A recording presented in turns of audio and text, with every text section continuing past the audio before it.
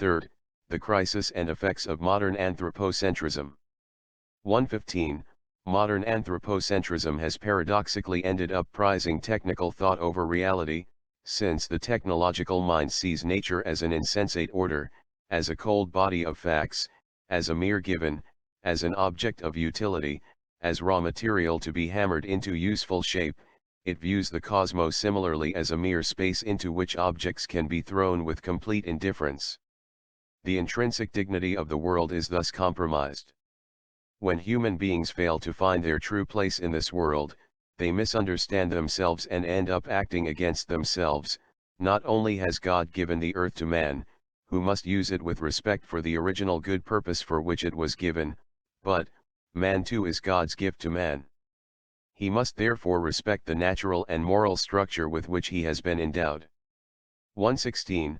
Modernity has been marked by an excessive anthropocentrism which today, under another guise, continues to stand in the way of shared understanding and of any effort to strengthen social bonds. The time has come to pay renewed attention to reality and the limits it imposes. This in turn is the condition for a more sound and fruitful development of individuals and society. An inadequate presentation of Christian anthropology gave rise to a wrong understanding of the relationship between human beings and the world. Often, what was handed on was a Promethean vision of mastery over the world, which gave the impression that the protection of nature was something that only the faint-hearted cared about. Instead, our dominion over the universe should be understood more properly in the sense of responsible stewardship. 117. Neglecting to monitor the harm done to nature and the environmental impact of our decisions is only the most striking sign of a disregard for the message contained in the structures of nature itself. When we fail to acknowledge as part of reality the worth of a poor person, a human embryo, a person with disabilities, to offer just a few examples, it becomes difficult to hear the cry of nature itself. Everything is connected. Once the human being declares independence from reality and behaves with absolute dominion, the very foundations of our life begin to crumble, for instead of carrying out his role as a cooperator with God in the work of creation, man sets himself up in place of God and thus ends up provoking a rebellion on the part of nature. 118. This situation has led to a constant schizophrenia, wherein a technocracy which sees no intrinsic value in lesser beings coexists with the other extreme, which sees no special value in human beings. But one cannot prescind from humanity. There can be no renewal of our relationship with nature without a renewal of humanity itself. There can be no ecology without an adequate anthropology. When the human person is considered as simply one being among others, the product of chance or physical determinism, then our overall sense of responsibility wanes. A misguided anthropocentrism need not necessarily yield to biocentrism, for that would entail adding yet another imbalance, failing to solve present problems and adding new ones. Human beings cannot be expected to feel responsibility for the world unless, at the same time, their unique capacities of knowledge, will, freedom and responsibility are recognized and valued. 119. Nor must the critique of a misguided anthropocentrism underestimate the importance of interpersonal relations. If the present ecological crisis is one small sign of the ethical, cultural, and spiritual crisis of modernity, we cannot presume to heal our relationship with nature and the environment without healing all fundamental human relationships. Christian thought sees human beings as possessing a particular dignity above other creatures. It thus inculcates esteem for each person and respect for others. Our openness to others, each of whom is a thou capable of knowing, loving and entering into dialogue, remains the source of our nobility as human persons. A correct relationship with the created world demands that we not weaken this social dimension of openness to others, much less the transcendent dimension of our openness to the thou of God. Our relationship with the environment can never be isolated from our relationship with others and with God. Otherwise, it would be nothing more than romantic individualism dressed up in ecological garb, locking us into a stifling immanence. 120. Since everything is interrelated, concern for the protection of nature is also incompatible with the justification of abortion. How can we genuinely teach the importance of concern for other vulnerable beings, however troublesome or inconvenient they may be, If we fail to protect a human embryo, even when its presence is uncomfortable and creates difficulties. If personal and social sensitivity towards the acceptance of the new life is lost, then other forms of acceptance that are valuable for society also wither away. 121. We need to develop a new synthesis capable of overcoming the false arguments of recent centuries.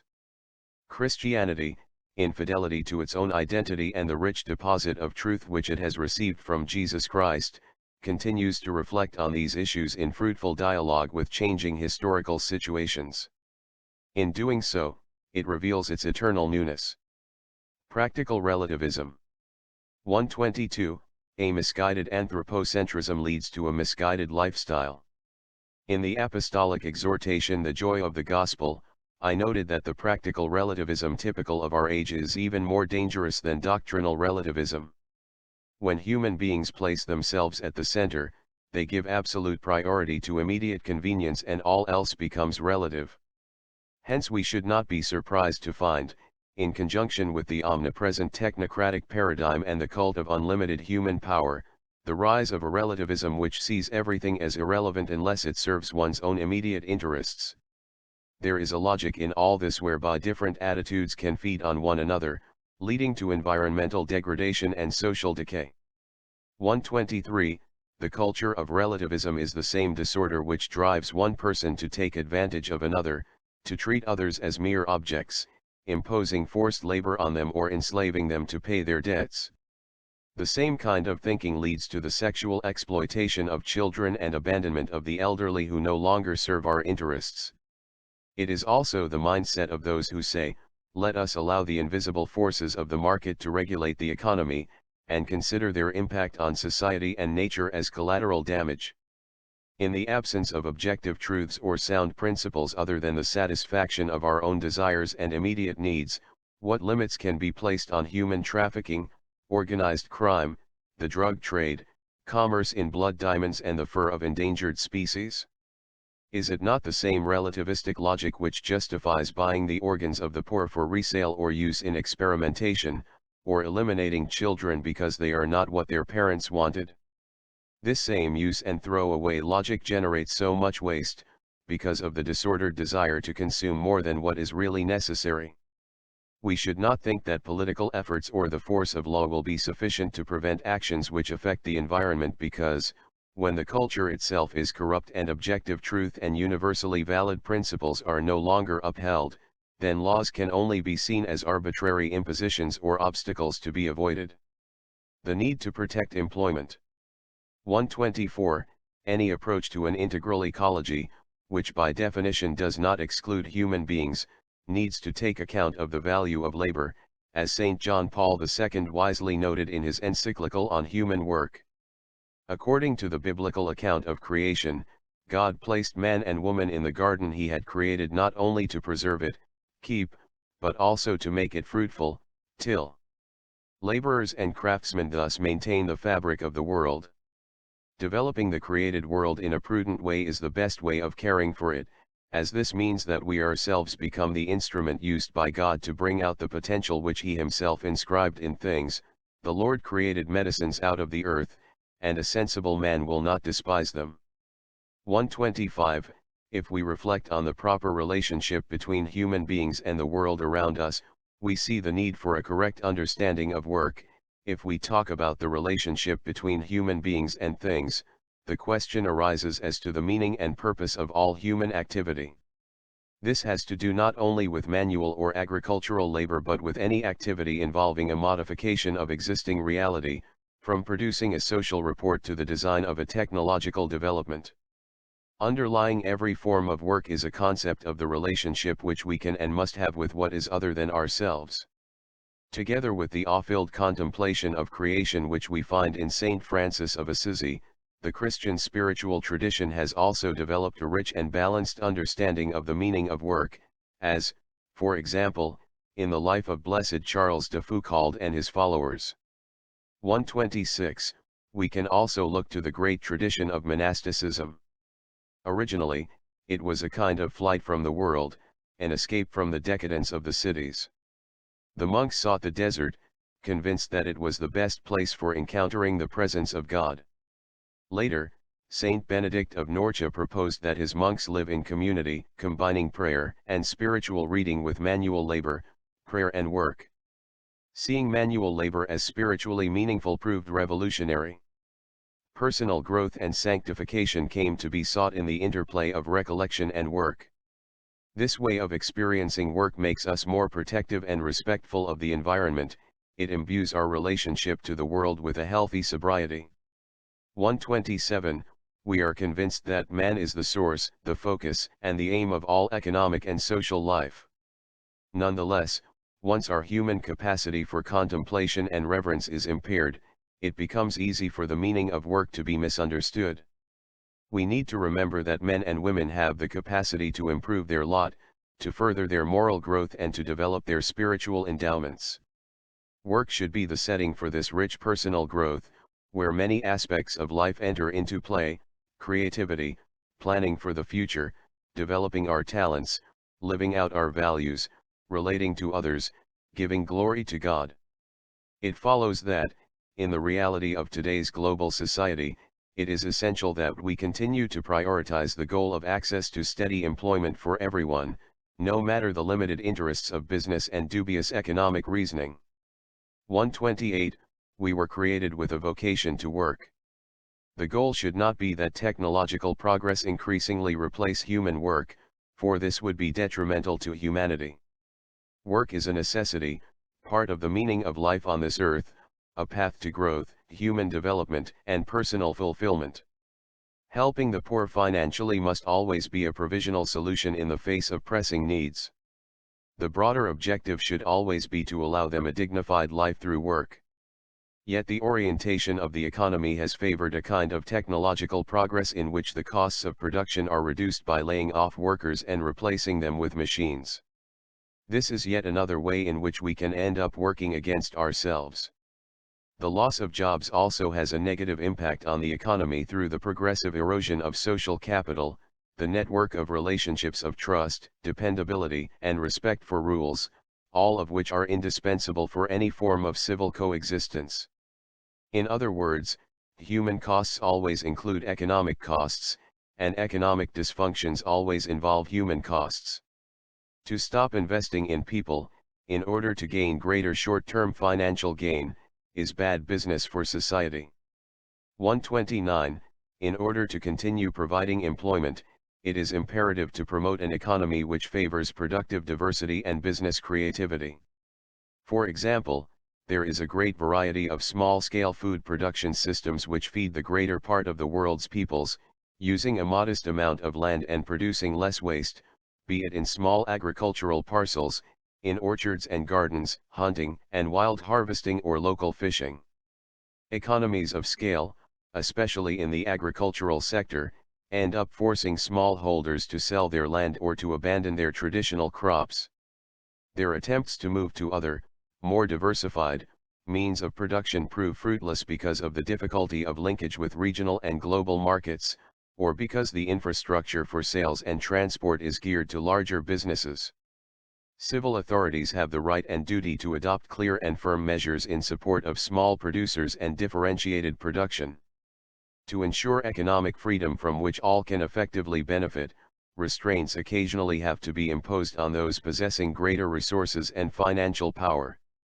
To claim economic freedom while real conditions bar many people from actual access to it, and while possibilities for employment continue to shrink, is to practice a double-speak which brings politics into disrepute. Business is a noble vocation, directed to producing wealth and improving our world.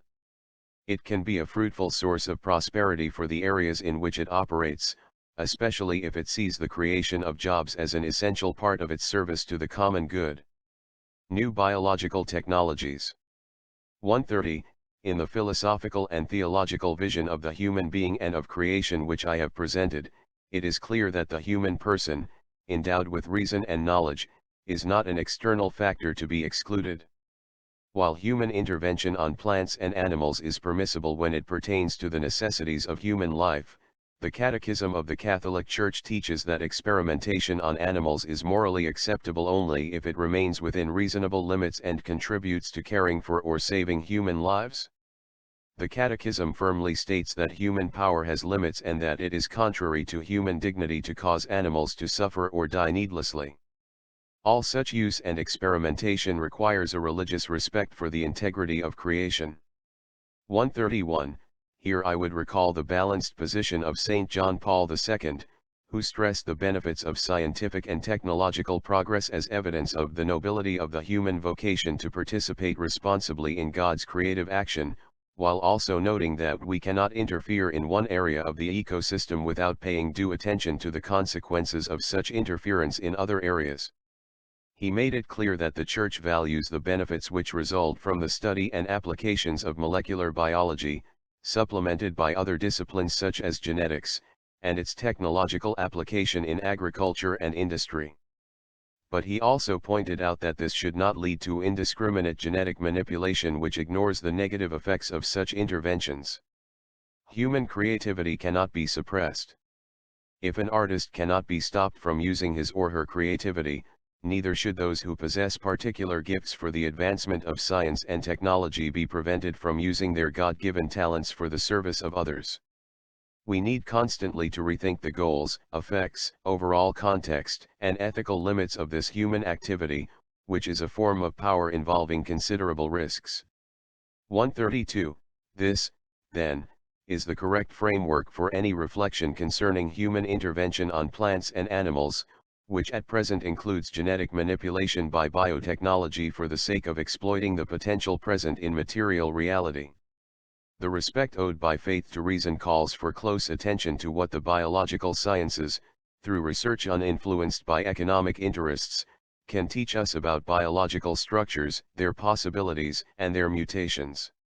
Any legitimate intervention will act on nature only in order to favor its development in its own line, that of creation, as intended by God. 133. It is difficult to make a general judgment about genetic modification, GM, whether vegetable or animal, medical or agricultural, since these vary greatly among themselves and call for specific considerations. The risks involved are not always due to the techniques used, but rather to their improper or excessive application. Genetic mutations, in fact, have often been, and continue to be, caused by nature itself. Nor are mutations caused by human intervention a modern phenomenon. The domestication of animals, the crossbreeding of species and other older and universally accepted practices can be mentioned as examples. We need but recall that scientific developments in GM cereals began with the observation of natural bacteria which spontaneously modified plant genomes. In nature, however, this process is slow and cannot be compared to the fast pace induced by contemporary technological advances, even when the latter build upon several centuries of scientific progress. 134. Although no conclusive proof exists that GM cereals may be harmful to human beings, and in some regions their use has brought about economic growth which has helped to resolve problems, there remain a number of significant difficulties which should not be underestimated. In many places, following the introduction of these crops, productive land is concentrated in the hands of a few owners due to the progressive disappearance of small producers, who, as a consequence of the loss of the exploited lands, are obliged to withdraw from direct production. The most vulnerable of these become temporary laborers, and many rural workers end up moving to poverty-stricken urban areas. The expansion of these crops has the effect of destroying the complex network of ecosystems, diminishing the diversity of production and affecting regional economies, now and in the future. In various countries, we see an expansion of oligopolies for the production of cereals and other products needed for their cultivation. This dependency would be aggravated were the production of infertile seeds to be considered. The effect would be to force farmers to purchase them from larger producers. 135. Certainly, these issues require constant attention and a concern for their ethical implications. A broad, responsible scientific and social debate needs to take place, one capable of considering all the available information and of calling things by their name. It sometimes happens that complete information is not put on the table, a selection is made on the basis of particular interests, be they politico-economic or ideological. This makes it difficult to reach a balanced and prudent judgment on different questions, one which takes into account all the pertinent variables. Discussions are needed in which all those directly or indirectly affected, farmers, consumers, civil authorities, scientists, seed producers, people living near fumigated fields, and others, can make known their problems and concerns, and have access to adequate and reliable information in order to make decisions for the common good, present and future. This is a complex environmental issue. It calls for a comprehensive approach which would require, at the very least, greater efforts to finance various lines of independent, interdisciplinary research capable of shedding new light on the problem. 136. On the other hand, it is troubling that, when some ecological movements defend the integrity of the environment, rightly demanding that certain limits be imposed on scientific research, they sometimes fail to apply those same principles to human life. There is a tendency to justify transgressing all boundaries when experimentation is carried out on living human embryos. We forget that the inalienable worth of a human being transcends his or her degree of development. In the same way, when technology disregards the great ethical principles, it ends up considering any practice whatsoever as licit. As we have seen in this chapter, a technology severed from ethics will not easily be able to limit its own power.